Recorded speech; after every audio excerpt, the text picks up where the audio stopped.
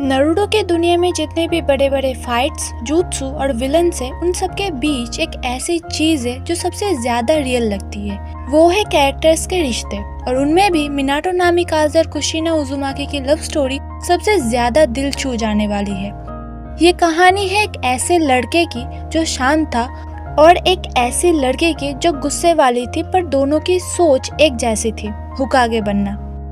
कुशिना उजुमाकी असल में उजुशियो गाकुरे विलेज से थी। जब उसके विलेज पर अटैक हुआ तब उसे हिडन लीफ विलेज लाया गया सुरक्षा के लिए, लेकिन नई जगह में सब कुछ आसान नहीं था। एकेडमी के पहले दिन ही जब कुशिना क्लास में आई, सब बच्चे उसके लाल बालों को देखकर हंस रहे थे।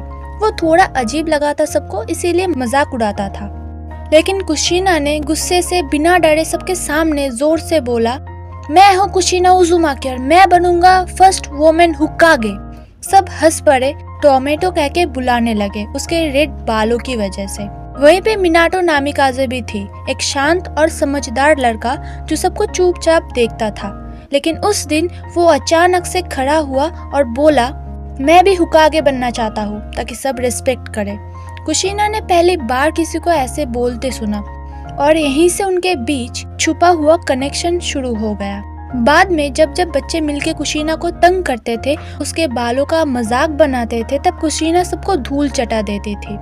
मिनाटो चुपचाप देखता था, हल्का सा मुस्कुराता था, शायद उसे कुशिना की ये हिम्मत पसंद थी। फिर एक दिन जिस लड़के को कुशिना ने मारा था, वो अपने बड़े भाई को ले आया।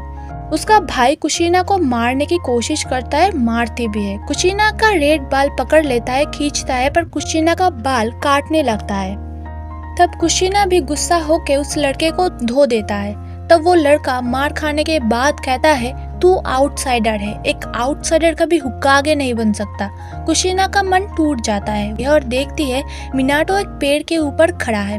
कुशिना गुस्से में बोलता है, तुम मेरी हेल्प क्यों नहीं की, क्योंकि मैं एक आउटसाइडर हूँ।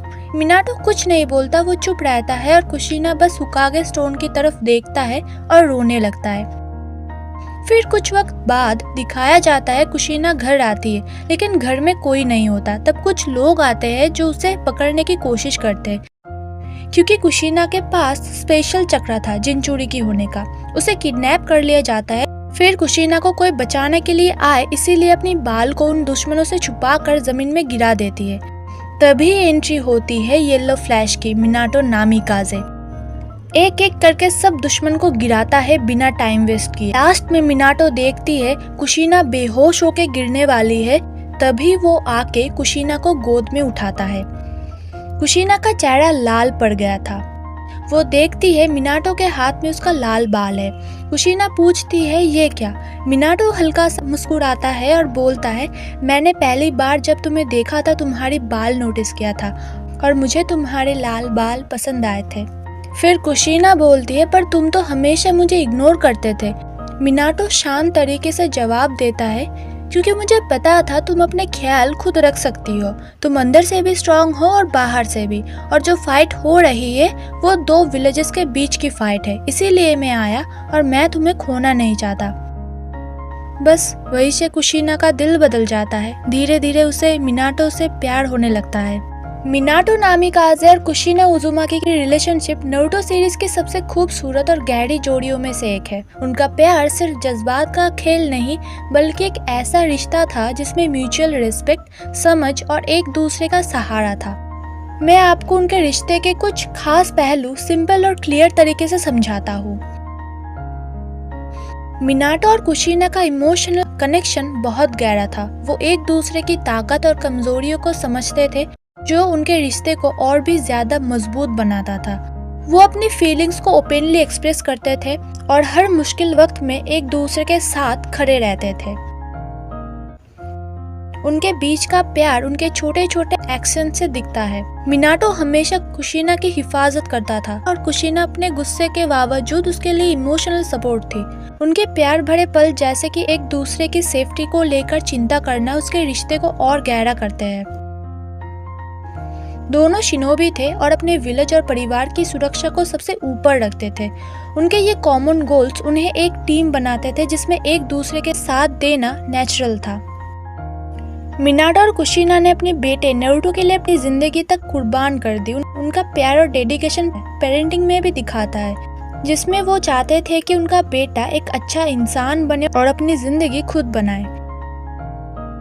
जिनचूड़ी की होने के बावजूद उन्होंने अपने रिश्ते को हर मुश्किल में साथ निभाया। ये उनकी रेजिलेंस और कमिटमेंट को दिखाता है कि कैसे वो एक साथ हर एडवर्सिटी को पार करते रहे।